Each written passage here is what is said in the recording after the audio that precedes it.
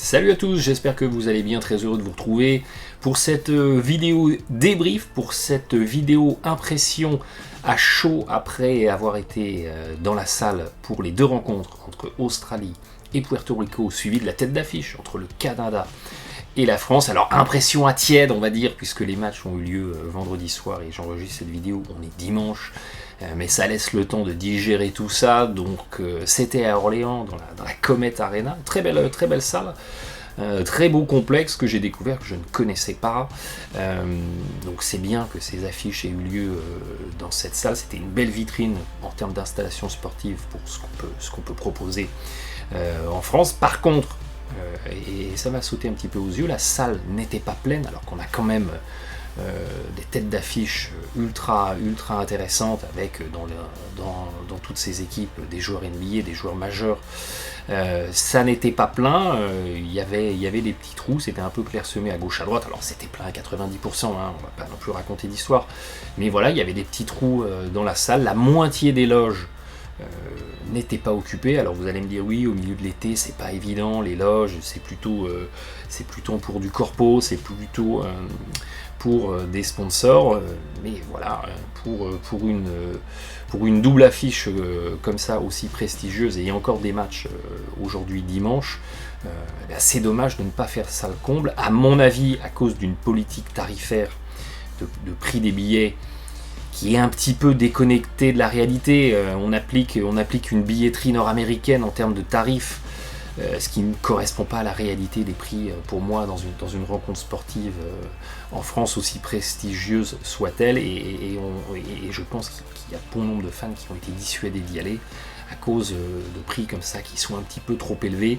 et c'est dommage parce que ça doit être une fête populaire, ça doit être quelque chose entre guillemets accessible à tous, et ça devient quelque chose d'un petit peu élitiste où on a soit des ultra privilégiés d'un côté invités par des sponsors et de l'autre des clients qui ont du budget, des spectateurs qui ont du budget et qui peuvent se le permettre. C'est un petit peu dommage. C'est peut-être pas l'explication principale, mais en tout cas je voulais vous en parler, fin de la digression, parce que voilà, ça m'a traversé l'esprit, ça m'a choqué. Alors la raison du pourquoi du comment de cette vidéo, c'est simplement vous partager mes impressions, parce que quand on va assister à la rencontre, il y a toujours des petites choses qui sautent aux yeux, il y a toujours des petites choses qui marquent, et c'est ça dont je voulais vous parler, parce qu'on a pas mal parlé de ce tournoi olympique, enfin la préparation de ce tournoi olympique Paris 2024, avec les équipes qui sont en train de monter en régime. On a pas mal parlé de l'équipe de France, et évidemment je voudrais vous parler de pas mal de choses qui m'ont surpris ou qui m'ont marqué durant ces deux rencontres. Donc ça a commencé avec Puerto Rico face à l'Australie. Cette équipe d'Australie, elle m'avait déjà beaucoup impressionné face aux États-Unis. C'est vraiment une équipe expérimentée qui, face à Puerto Rico, a déroulé. Ils ont vraiment un fond de jeu qui est très bien huilé, ça fonctionne bien, ça circule bien, c'est très équilibré, ils ont déroulé sans forcer, en tout cas sans donner l'impression de forcer face à Puerto Rico. Ils ont une attaque très homogène, ça veut dire que c'est varié, il y a des fixations au poste bas, il y a des démarquages sans ballon, il y a du 3 points, il y a du pick and roll. Ça fixe bien dans les intervalles. Alors, l'Australie, c'est un petit peu tout faire, c'est pas une équipe un peu dans la caricature qui fonctionne sur un mode, ça c'est un petit peu tout faire, donc le danger vient de partout. J'ai noté qu'en défense il faisait up and over, c'est-à-dire que quand le porteur de balle prend l'écran, eh bien il y a le défenseur du poseur de l'écran qui va sortir haut sur lui, et il y a en même temps le défenseur qui reste en marquage sur le porteur de balle, donc ça fait une espèce de prise à deux, puis vous avez un troisième joueur à l'opposé qui vient compenser, qui vient fermer la raquette si jamais le poseur de l'écran ouvre et vient vers le cercle, et ça a très bien gêné Puerto Rico. Dans ces cas-là, il faut essayer de trouver le joueur à l'opposé, en fait, qui est laissé tout seul, et transférer sur ce joueur-là, que soit il réceptionne et il sanctionne à 3 points, soit il fait réception fin de tir et il attaque en dribble. Puerto Rico n'a pas réussi à le faire. Ça va être intéressant de voir face à la France, justement, ce soir, si on maintient ce marquage côté australien, de faire up and over sur le pick and roll, parce que ça peut évidemment bien gêner les Français, qui n'ont pas spécialement de grande qualité de création offensive et de dribble sur la ligne arrière. On va en parler un petit peu plus tard.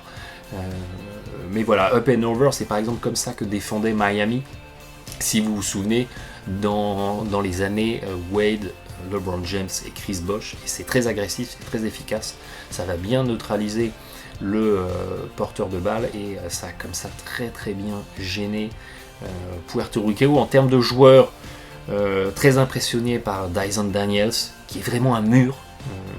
Ça saute déjà aux yeux défensivement quand vous le regardez à la télévision, quand vous le voyez là en live, c'est vraiment un mur, d'autant qu'il est en intensité défensive relativement avancée, relativement dense, et il n'a pas l'air de souffrir, son visage ne trahit pas, attention là je suis en train de vraiment me donner à mort en défense, c'est vraiment un mur, c'est vraiment une porte blindée, ce Dyson Daniels, il défend extrêmement bien, extrêmement mobile sur les appuis, extrêmement solide, c'est-à-dire que quand l'attaquant lui rentre dedans, je recule pas, je me laisse pas déborder. C'est lui qui a en grande partie défendu sur Alvarado. Alvarado qui n'a pas marqué du match. Il a fini à 0 points sur la rencontre. Après, j'ai été agréablement surpris par Alvarado, il n'a pas cherché à forcer. C'est-à-dire qu'il était bien muselé défensivement, ça défendait bien sur lui, et il a toujours cherché à aller servir le joueur qui était seul à servir les coéquipiers qui coupaient. Et c'était vraiment un bel état d'esprit qui est pour moi un état d'esprit cohérent dans un match de préparation, c'est-à-dire je ne vais pas chercher à tirer la couverture à moi, ça n'a aucun sens, ce match entre guillemets n'a pas d'enjeu sportif. Donc impliquons les copains pour eux les préparer et les faire briller. Et finalement je me suis dit ouais, il a bien été gêné, il n'a pas marqué, mais est-ce qu'il avait besoin de marquer dans ce match? Pas forcément. Il a impliqué ses coéquipiers et j'ai trouvé que c'était effectivement le bon état d'esprit à avoir dans cette situation, dans ce cas de figure. Donc Dyson Daniels, il a été échangé l'été au Atlanta Hawks. Ça va être une bonne pioche pour les Hawks qui ont besoin de défense sur la ligne arrière. À surveiller, s'il arrive à s'acheter un petit tir à 3 points en plus d'une défense très solide, ça peut devenir le fameux 3&D, ça devient le joueur de complément le plus intéressant à l'heure actuelle dans la NBA. J'ai aussi été surpris par Dante Exum, qui m'a semblé très très très massif. Alors je ne sais pas pourquoi, c'est peut-être moi aussi qui m'étais imaginé un profil de joueur plutôt à la Nilikina, donc vous voyez un arrière avec des longs en segments, mais pas forcément massif. Et en fait Dante Exum m'a un peu fait penser à un Boris Dio du début de carrière, hein, pas le Boris Dio plutôt fin de carrière du côté des Spurs, qui est tout en fessier et tout en masse, mais il m'a semblé très très massif, très très tanké si vous voulez, en plus des segments à rallonge. Alors il s'est blessé à la tempe, enfin il a pris un mauvais coup dans la rencontre, il a joué que le premier quart-temps je crois de mémoire, après on l'a pas vu, il a été mis au repos, mais de ce que j'ai vu, voilà, ça m'a semblé être un joueur très très très massif, très très très tanké par rapport au profil de joueur que je m'étais imaginé. Patty Mills, c'est un Highlander. Patty Mills, c'est un Highlander. Ce joueur est immortel. J'ai l'impression de voir là en 2024 jouer le même Patty Mills qu'on voyait jouer en 2014. C'est toujours ultra rapide, ultra explosif dans ses déplacements. Ça défend quasiment presque tout terrain sans fatiguer. Et il a toujours cette capacité d'auto-création de tir, c'est toujours cette capacité, je prends l'écran, je sors de l'écran, petit dribble de décalage, petit pas de décalage, élévation, et c'est ficelle, donc ça reste un joueur ultra dangereux, un joueur effectivement qui peut être une locomotive d'attaque pour cette équipe d'Australie. Dellavedova et Ingles sont aussi toujours là, toujours en mode increvable. Alors Ingles, on a l'impression quand il arrive sur le terrain, ou quand il replie défensivement, ou quand il se déplace, on a l'impression qu'il est au bout de sa vie, qu'il est vraiment au bout du rouleau, et puis finalement il vous sort un petit décalage, une élévation, et bam, une ficelle comme ça à 3 points, venue de nulle part, enfin pas venue de nulle part, mais dans une simplicité qui paraît complètement déconcertante. Cette équipe d'Australie bien emmenée aussi par Josh Giddey à la création et à la relance sur les sorties de balles, sur cette volonté de lancer la contre-attaque, dans un profil également très intéressant qui peut tout faire, qui peut attaquer face au cercle, qui peut driver dans les intervalles, qui peut faire une réception tir 3 points, qui peut de temps en temps descendre dos au panier, essayer de poster un joueur plus petit. Donc voilà, cette équipe d'Australie, sur le match, je vous l'ai dit, ultra équilibré. Je crois qu'ils ont 5 joueurs à plus de, en double unité, en double figures, donc à plus de 10 points par match. Ça va être à surveiller face à la France là, dimanche en match de préparation. Je pense qu'il y a plein de situations qui vont poser des problèmes à cette équipe de France. Et puis à voir dans la compétition. Alors ils sont entre guillemets malheureusement pour eux dans le groupe de la mort. L'Australie dans le groupe de la mort avec le Canada, l'Espagne et la Grèce de mémoire si je dis pas de bêtises. Donc ça va être une boucherie ce groupe, ça va être un carnage. Mais c'est vraiment une très belle équipe. Et à contrario, Puerto Rico, qui est entre guillemets le petit poucet un peu de la compétition, a également un jeu tout à fait cohérent, une attaque et une défense tout à fait solide. C'est pas une équipe qui est là par hasard. Mais voilà, je me suis un petit peu plus focalisé sur l'Australie, qui peut être effectivement une équipe tout à fait prétendante à une médaille. On passe à la rencontre suivante. Si vous le voulez bien. Canada versus équipe de France. Alors avant la rencontre, je m'étais dit, ça va être intéressant de voir la France face à cette équipe du Canada, une équipe du Canada qui joue relativement petit, puisque la raquette, entre guillemets, du Canada, c'est Dylan Brooks, Dwight Powell. Est-ce que la France, qui a quand même basé un peu sa force sur sa taille, sur son jeu intérieur, là, l'avantage comparatif est quand même flagrant. Est-ce que la France va enfin réussir à s'imposer un petit peu, à faire parler un petit peu la poudre sur sa force, sur le jeu intérieur? Eh bien, si vous n'avez pas vu le match, je vous le spoil direct, ça n'a pas vraiment été le cas. Et c'est une nouvelle fois très inquiétant, parce que même quand structurellement l'adversaire direct, a priori, doit être dominable dans ce qui est la force de l'attaque de l'équipe de France, eh bien, l'équipe de France n'y arrive pas. L'EDF, elle a toujours ce problème d'équilibre, c'est-à-dire que le jeu intérieur, avec Wembanyama, avec Gobert, avec Yabusele, est quand même dense, est quand même bien fourni. A contrario, la ligne extérieure, elle apporte très peu. En tout cas, offensivement, la ligne extérieure, elle apporte très peu. On a toujours ce problème d'équilibre entre secteur intérieur et secteur extérieur. Or, les intérieurs, pour briller en attaque, ils ont besoin, entre guillemets, de bénéficier de situations fournies clés en main par les extérieurs. Les extérieurs doivent créer pour les intérieurs, en tout cas dans le schéma mis en place par Vincent Collet. Et ni Nilikina, ni Strazel, ni Albici n'ont vraiment apporté dans cette rencontre. Globalement, ils sont dépassés par leurs adversaires directs. La défense est solide, mais on va en reparler. La défense est solide, mais finalement sans plus gêner que ça l'adversaire. Et à contrario, l'apport offensif,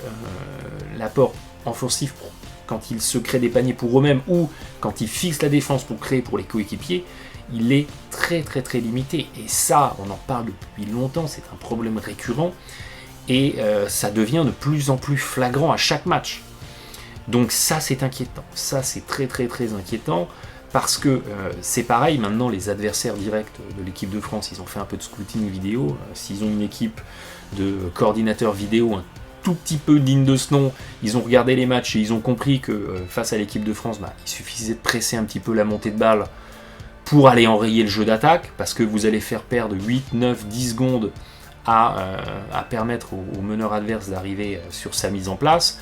Il reste plus que 14 secondes sur l'horloge, et là en 14 secondes, vous commencez à voir les premiers mouvements, l'attaque placée, et vous avez très vite l'horloge qui commence à afficher 7, 6, 5, et vous êtes obligé de prendre un tir précipité. Donc il faut s'attendre durant tous les JO à voir les adversaires directs de la France faire une presse relativement agressive, sans doubler, sans faire trappe, mais une presse relativement agressive tout terrain pour faire perdre du temps sur l'horloge, et ça marche bien. Et vous avez comme ça effectivement une équipe adverse qui gêne très bien l'équipe de France. Alors, pourquoi c'est de plus en plus visible désormais? Parce qu'avant, il y avait Dokolo en fait qui masquait un petit peu cette lacune sur la ligne arrière, sur la création et sur la capacité d'auto-création des arrières. Alors là, dans le match, Dokolo, il fait un très bon passage. Il fait une très bonne première mi-temps où il redevient un petit peu le Dokolo qu'il était des années précédentes. Mais voilà, il est quand même sur la fin de carrière, même s'il a des très très beaux restes. Il ne peut pas jouer 35 minutes par match en intensité max. Il peut apporter 15 très bonnes minutes. Où là, lui, il va pouvoir, je sors de l'écran, la défense passe en dessous, je fais mon élévation et je sanctionne à 3 points. Ou bien, ça change en défense, j'ai un joueur plus grand, plus lent face à moi, je vais le déborder en vitesse.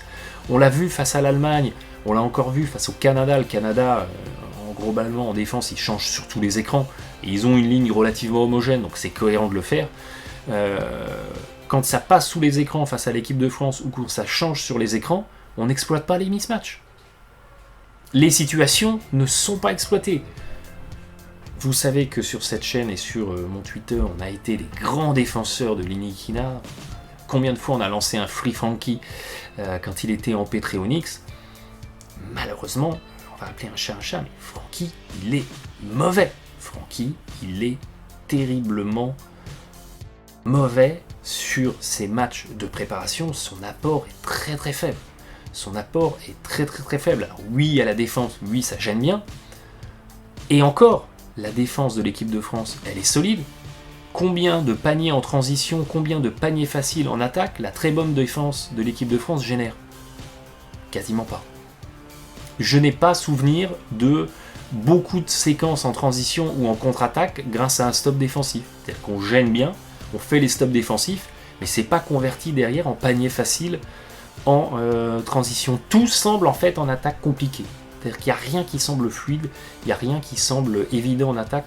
Tout semble compliqué, tout semble faire l'objet de choses très complexes qu'on est obligé d'imbriquer, et puis ça finit des fois par un panier un peu au ras-basket, on est content, ou par des séquences où tout le monde souffle en mode ça y est, on a réussi à marquer. Rien ne semble facile et rien ne semble fluide.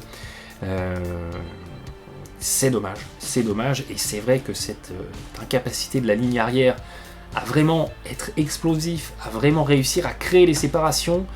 Il y a des mouvements, c'est-à-dire que vous voyez le jeu d'attaque de l'équipe de France, le ballon il circule, il y a des mouvements, il y a des écrans, mais aucun mouvement, aucun écran ne permet de créer une vraie séparation sur le défenseur. C'est-à-dire qu'on a l'impression que les joueurs le font un peu mécaniquement, un peu comme des robots, c'est je me déplace parce que le coach m'a dit que je dois me déplacer, le ballon circule parce qu'il faut faire circuler le ballon. Mais voilà, quand il y a un écran, quand Gobert vient poser un écran sur Ntilikina, il doit bien prendre l'écran, c'est épaule contre épaule, je sors de l'écran et j'ai 2 mètres sur mon défenseur. Et si le gars de Gobert est venu sur moi, je flonge dans l'intervalle et je vais attaquer, je vais fixer en dribble. Ou bien Gobert ouvre et je lui redonne et il va dunker. On le voit quasiment pas. Combien de séquences on voit où Gobert, le poseur de l'écran, il ouvre, sauf que au lieu d'ouvrir vers le cercle pour avoir à réceptionner et dunker, il ouvre en restant vers les lancers, donc ça ouvre sur Gobert, il est là au lancer, il récupère la balle, et puis c'est à lui d'être en tour de contrôle pour resservir sur un joueur qui coupe ou sur un gars à l'opposé, mais Gobert n'est pas Jokic. Collet demande à Gobert d'être la tour de contrôle du jeu d'attaque comme si c'était Jokic, comme s'il avait les qualités de passe pour aller servir sur des coéquipiers qui coupent, etc. La défense adverse, elle n'est pas bête, dès qu'elle voit Gobert à 5 mètres avec le ballon en main, tout le monde resserre. Et ça gêne tous les démarquages, et il n'y a aucune solution qui se crée à l'issue. Sur le match, c'est Dillon Brooks qui défendait sur Wembanyama. Wembanyama, sur son maillot, il y a écrit France ici. Ok ? Dillon Brooks, ça m'a marqué, donc je vous en parle. La tête de Dillon Brooks arrivait ici, au niveau de l'écriture France sur le maillot de Wembanyama. Wembanyama, il fait au moins 30, allez, peut-être même 40 cm de plus que Dillon Brooks. J'exagère, mais c'est pour vous expliquer la chose suivante. Quand vous avez un joueur qui est si petit par rapport à vous, normalement, vous devez exploiter ce mismatch en attaque. Eh bien, Dillon Brooks, il a très bien gêné Wembanyama, alors qu'il fait 30 cm de moins. Wembanyama a été repoussé de la raquette par Dillon Brooks, qui a fait un super boulot défensif. Alors il y avait des spectateurs à côté de moi Wembanyama a réussi 2-3 fadeaway, des tirs ultra compliqués, ultra bien défendus. Ils ont réussi à passer. Je voyais les fans de la France à côté de moi, ouais, dans ta tête. Mais en fait, non. Dillon Brooks, il a éteint Wembanyama sur la rencontre. Pourquoi ? Parce que Wembanyama, il est repoussé de la raquette. C'est-à-dire qu'au lieu d'avoir une position, d'être mis dans des situations où il a une position préférentielle près du cercle, on lui donne des ballons derrière la ligne à 3 points. Expliquez-moi la logique quand vous faites 2m30 et que vous avez 30 cm d'avance, d'avantage de taille sur votre adversaire direct, expliquez-moi la logique d'être obligé de tenter des tirs en step back à 3 points. C'était sous mes yeux. Je voyais Wembanyama défendu par Dillon Brooks, obligé de faire des step back à 3 points pour tenter un tir. Expliquez-moi en quoi ça a du sens. Ça n'a absolument aucun sens. Et si Dillon Brooks arrive à éteindre Wembanyama, n'importe quel bon défenseur, demain c'est l'Australie, il y a Dyson Daniels, après-demain c'est les États-Unis, on mettra pareil un autre bon défenseur de l'équipe. Ça n'a aucun sens. L'équipe de France n'est pas capable de valoriser Wembanyama. Il n'y a aucun système pour lui qui lui permet, entre guillemets, quand on a besoin d'un panier, d'aller trouver ce panier clé en main, vous savez, cette situation qui remet tout le monde en confiance et qui vous permet d'aller trouver le panier. Il n'y en a pas. J'en ai pas vu. C'est dommage.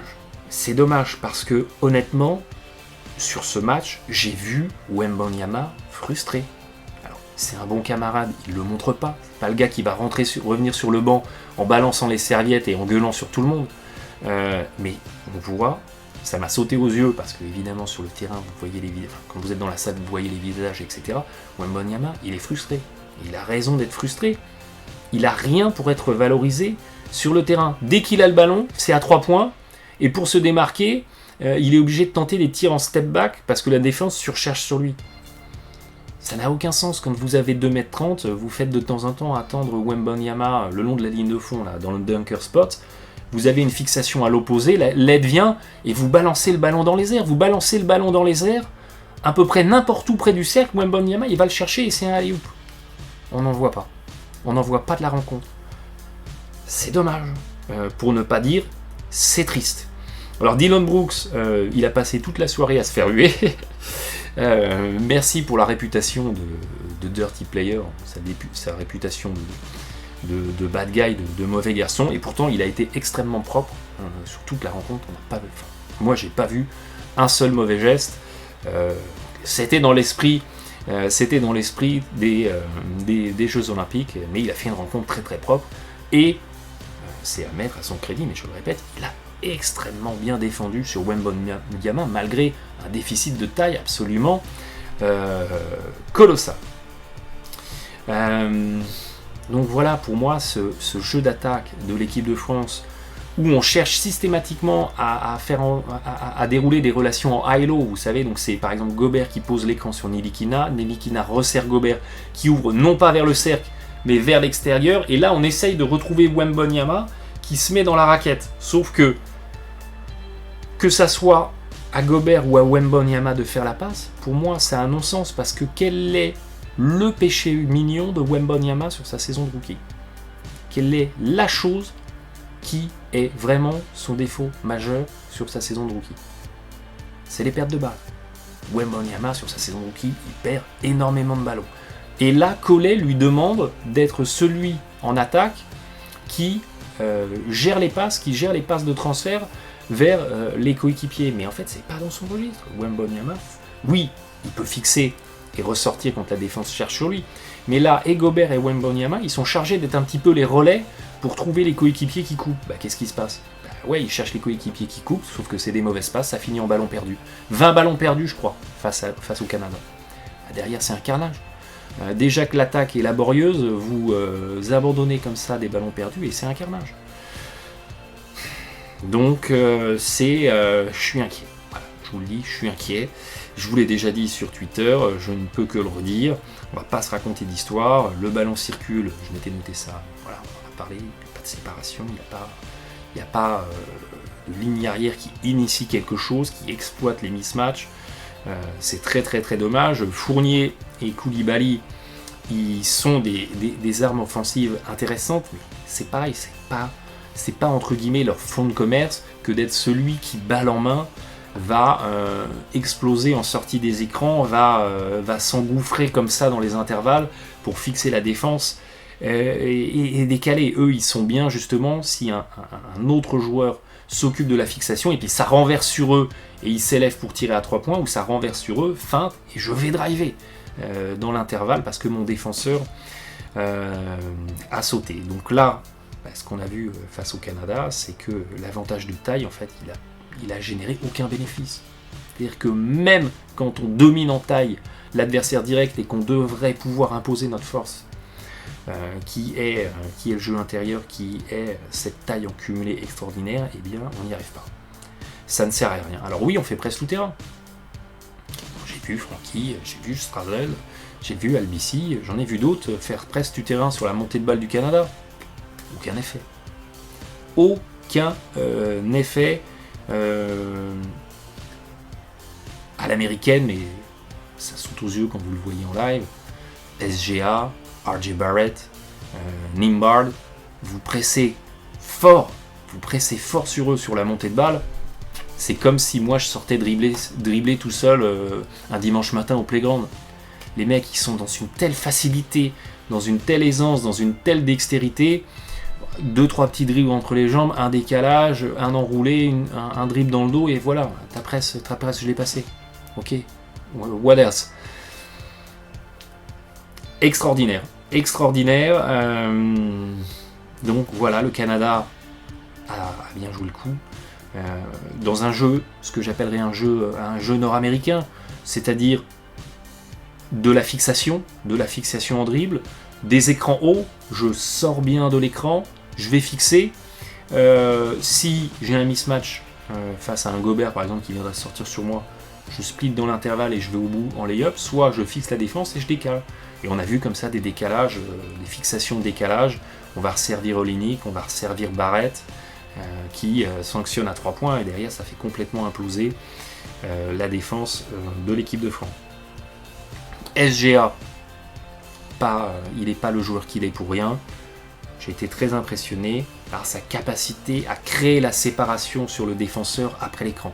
C'est-à-dire qu'il y a un écran sur le défenseur qui défend sur lui, il prend bien l'écran, et ensuite il y a une grande amplitude. Il y a cette grande amplitude, il y a 2-3 petits dribbles comme ça rapides près du sol, 2-3 petits changements de rythme, et cette grande amplitude, bam bam, en 2 changements de direction, je me retrouve tout seul. Je me retrouve tout seul et je fais mon élévation, ou je me retrouve tout seul et je finis en layup. Ça, c'est extraordinairement spectaculaire quand vous le voyez comme ça. En vrai, c'est déjà spectaculaire à la télé, mais là, ça saute vraiment aux yeux. C'est exactement ce qu'on n'a pas en équipe de France. Donc, le Canada, bon, quelque part, il y a quelques décennies, c'était la France. Donc moi, je propose qu'on remette tout ça à plat. On récupère les joueurs du Canada qui sont quelque part français. On fait une équipe commune. Et voilà, au moins, on a de quoi aller chercher la médaille d'or. Mais voilà, trêve de plaisanterie. Le Canada excelle sur ce que la France n'arrive pas à faire. Donc évidemment, c'est la frustration. RJ Barrett, très facile. RJ Barrett m'a semblé jouer très très très facile. Pas gêné par la pression défensive qui était bien présente. Et en plus, les arbitres ont relativement laissé jouer. Les arbitres, ils ont laissé jouer. Il y avait des contacts. Sur les pauses d'écran, ça y allait. Vas-y que je te mettais des petits coups d'épaule. Globalement, ils laissaient jouer. Et les Canadiens, ils n'étaient pas plus gênés que ça par l'excès de contact, par l'excès de jeu physique. Et ils semblaient vraiment en facilité. C'était un peu en image opposée avec la France qui semblait être en sur-régime sur à peu près tout. J'ai été aussi très impressionné par Nimbard. Nimbard qui sort du banc dans cette équipe du Canada qui joue aux Indiana Pacers. Nimbard, c'est pareil, c'est le joueur qu'il faudrait dans cette équipe de France Ça peut sanctionner facile sur des catch and shoot, sur un renversement sur lui. Il est très très bon sur le pick and roll, c'est pareil, il sait bien lire la défense, passer la petite accélération quand il faut. Et je crois dans le match il met une dizaine de points. Il a bien apporté dans cette équipe du Canada. Je m'étais jamais vraiment je m'étais vraiment jamais attardé sur le cas de Nimbard, et c'est vraiment un joueur très impressionnant qui est pas un joueur de highlight, c'est-à-dire que c'est pas lui à la fin du match qui va être dans 2 tiers des best-of de la rencontre, mais il est ultra propre et dans l'efficacité, et c'est pareil avec une dextérité incroyable. Nilikina qui tente des presses sur lui, qui tente de gêner, d'intercepter le gars est là en mode je suis tout seul dans l'arrière-cour sur mon petit playground et à m'entraîner comme si de rien n'était.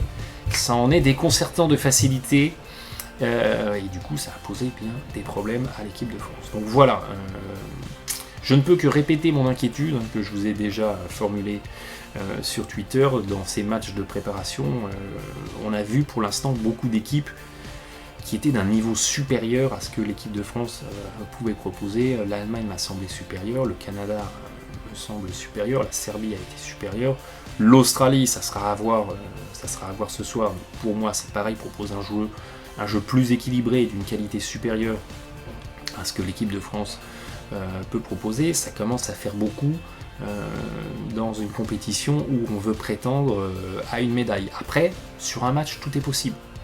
Donc ça sert à rien de tirer des plans sur la comète, sur un match tout est possible. Regardez ce qui s'est passé la nuit dernière entre les États-Unis et le Soudan du Sud.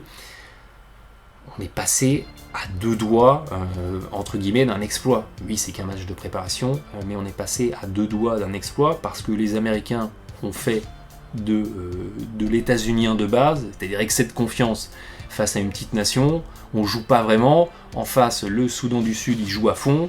Et ils ont une belle adresse à 3 points, ils ont capitalisé là-dessus et ça s'est joué de rien dans la toute fin de rencontre. Les Américains croyaient avoir créé l'écart. Derrière on se met un peu en dilettante, on va faire des highlights, des alley-oops, des trucs, des machins, on rate 2 tirs à 3 points ouverts, 2-3 dunks. Derrière ça exploite bien, ça met les 3 points et on se retrouve en danger. Voilà, sur un match, il peut y avoir un soir où on est à 50% à 3 points côté équipe de France, un soir où l'adversaire qui d'habitude est à 40 en met que 15, et bam, sur un match qui était pas acquis, on crée la surprise. Tout est possible, mais maintenant la tendance de fond, et Vincent Collet est parfaitement lucide là-dessus. Il est parfaitement lucide sur le fait que sa ligne extérieure est très très limitée, et que sa force est plutôt sur la ligne intérieure. Mais moi je me pose vraiment la question de Gobert et Wembanyama ensemble. Sur le papier, c'est 2 excellents joueurs, donc on est obligé de les mettre dans le 5, on est obligé de les faire jouer. Mais associés côte à côte, pour l'instant, ça n'a rien prouvé. Pour l'instant, ça n'a rien prouvé. Parce que, quelque part, quand Wembanyama a la balle, Gobert, s'il reste collé dans la raquette, il gêne un peu l'accès au panier de Wembanyama.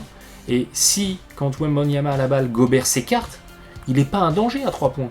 Donc son défenseur, il va descendre, et il va pouvoir venir flotter et venir aider.